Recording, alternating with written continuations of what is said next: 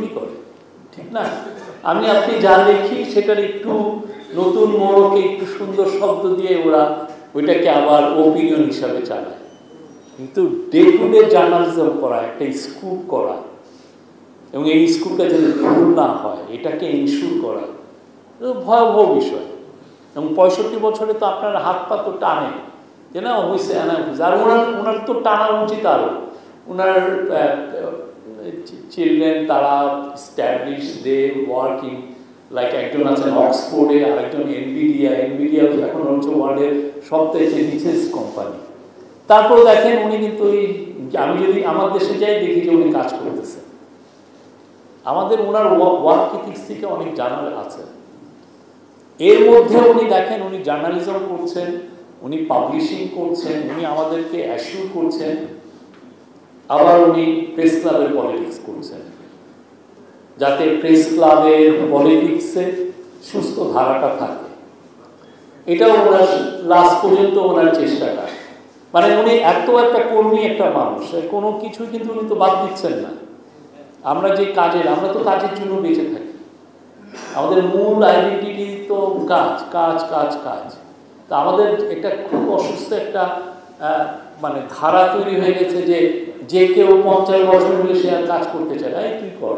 আর একজন ছোট ছেলেকে সে বলে বাজে জিনিস, যেটা আমি পারবো সেটা আমি আরেকজনকে কেন দিব? আমরা সারাদিন কাজ করবো। 90 বছর জার্নালিস্ট হওয়াটা এক ধরনের সত্যিকার অর্থে আপনার জন্য একটা আনন্দের বিষয়, বিকজ আপনি 90 বছর পর্যন্ত জার্নালিজম করতে পারবেন। এই অপরচুনিটি কোনোদিন কারো নাই। 90, 92, ওয়াই নট? আমি যদি সুস্থ থাকি আমি 92 কেন 95 বছর পর্যন্ত জার্নালিজম করব, এবং অনেকেই করছে। তো ওনার যে ওয়ার্ক ইথিক সেখান থেকে আমাদের সবার শেখা উচিত। এবং প্লাস সোসাইটিতে যে কন্ট্রিবিউশন, উনি প্রেস ক্লাবের ইলেকশনটা কেন করছে, যাতে প্রেস ক্লাব বা ওইখানে যাতে একটা বেটার লিডারশিপ আসে, এটা জন্য তার যে অবস্থানটা এটা সমাজের সমুন্নত রাখে। এখন আপনার প্রেস ক্লাবের লিডারশিপ যদি হয়, একটা কর্পোরেট প্রতিষ্ঠান যদি ডিসাইড করে দেয় যে প্রেস ক্লাবের কে লিডারশিপ হবে, তাহলে তো এখানে কিছু থাকে না। এটার বিরুদ্ধেও তো ওনারা লড়েছেন, পারেন নাই। এমন একটা ভয়াবহ সময় এসছে, যেমন একটা কোম্পানির লোক এসে ডিসাইড করছে প্রেস ক্লাবের প্রেসিডেন্ট কে হবে। চিন্তা করা যায়, এটা তৃতীয় শ্রেণী চতুর্থ শ্রেণীর এক সাংবাদিক, হ্যাঁ, তাকে আপনি প্রেসিডেন্ট বানায় দিচ্ছেন।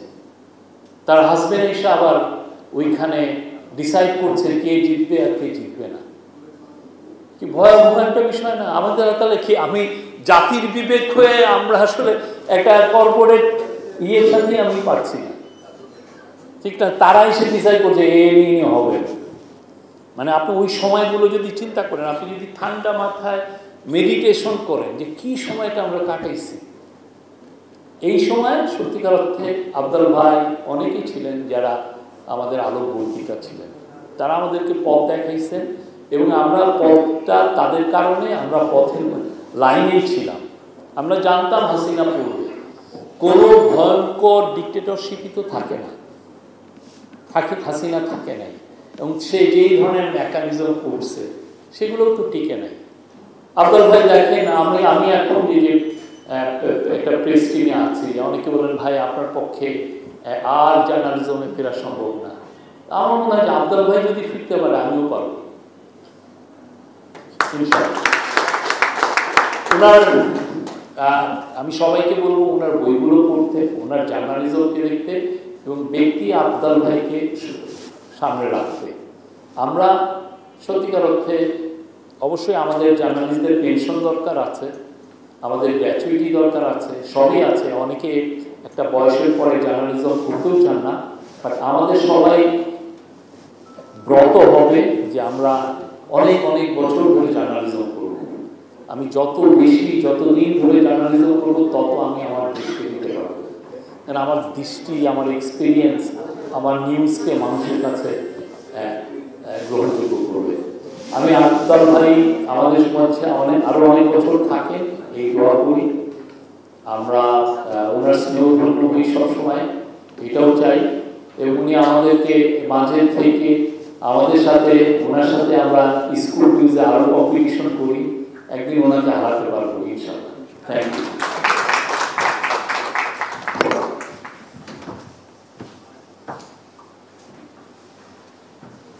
ধন্যবাদ শফিক ভাই। আসলে ভাইয়ের অনুপ্রেরণামূলক বক্তব্য আমাদের সবার জন্য আসলে আসবে।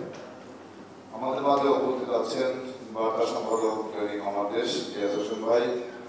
আমি আসলে বক্তব্য যাচ্ছি না, ভাই বক্তব্য বিভিন্ন আগেই বলছেন, এই কারণে আমি অনুরোধ করছি ঢাকা রিপোর্টার্স কমিটির সভাপতি সভাপতি বক্তব্য দেওয়ার জন্য। আমরা এরপরে আমরা পুরস্কারে চলে যাব।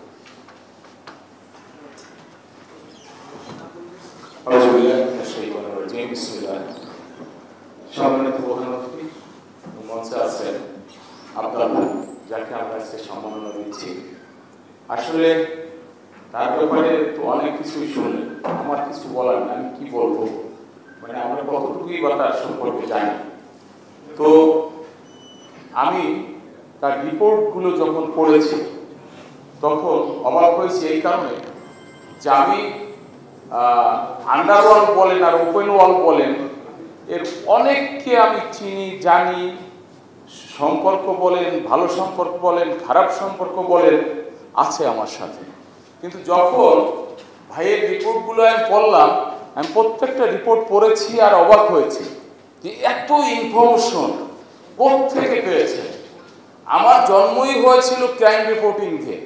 আমি ইউনিভার্সিটির রিপোর্টিং করেছি মাত্র 4-5 মাস, এরপরে শুরু করেছি। তো আমার যারা শ্রদ্ধেয় মুরব্বী ছিলেন তারা সবসময় বলতেন যে এরকম পড়াশোনা করে জার্নালিজমে তুমি ক্রাইম রিপোর্টার হবা। আমি বলছি যে না, এটাই আমার ভালো লাগে।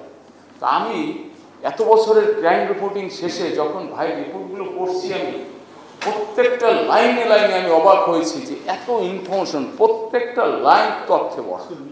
তো সেই মানুষটিকে আমরা যে সম্মাননা থেকে পেরেছি ঢাকা রিপোর্টার্স কমিটির পক্ষ থেকে, অনেকেই বলেছেন যে এটা ঢাকা রিপোর্টার্স ইউনিটির যে সম্মান সেটা বেড়েছে, এটা আমরা বিশ্বাস করি। তো আমরা এই রেওয়াজটি চালু করে গেলাম। আমাদের বয়োজ্যেষ্ঠ যারা আছেন, এখনো সাংবাদিকতা করেন, নিয়মিত লেখেন, তারা তো এসে আমাদের সাথে কম্পিটিশনে রিপোর্ট জমা দেবেন না। তাদেরকে খুঁজে খুঁজে বের করে তাদেরকে সম্মানিত করতে হবে। সম্মান যদি আমরা দিতে পারি তাহলে আমরা ভবিষ্যতে সম্মান পাবো ইনশাআল্লাহ। আজকে এখানে যারা আছেন অনেকেই রিপোর্টিং পেশায় আছেন। আমি আশা করব ভাইয়ের মতো যখন বয়স হবে তখনও আপনারা রিপোর্ট করবেন, এবং তখন আপনারা যদি ভালো রিপোর্ট করেন আপনারাও পুরস্কৃত হবেন। ঢাকা রিপোর্টার্স কমিটি সেই দায়িত্ব আপনাদের নেবে। সবাইকে ধন্যবাদ, ভালো থাকবেন, সবার জন্য আমার দোয়া। আসসালামু আলাইকুম ওয়া রাহমাতুল্লাহ। এই পর্যায়ে আসলে আমাদের সেই মাননীয় আমরা আগেই দেখে গেছি, এই জন্য ঘোষণার কিছু নেই। আপনারা অনুরোধ করছি কার্যনির্বাহী কমিটিকে যারা আছেন সবাইকে মঞ্চে আসার জন্য এবং আজকের অনুষ্ঠানের প্রধান অতিথি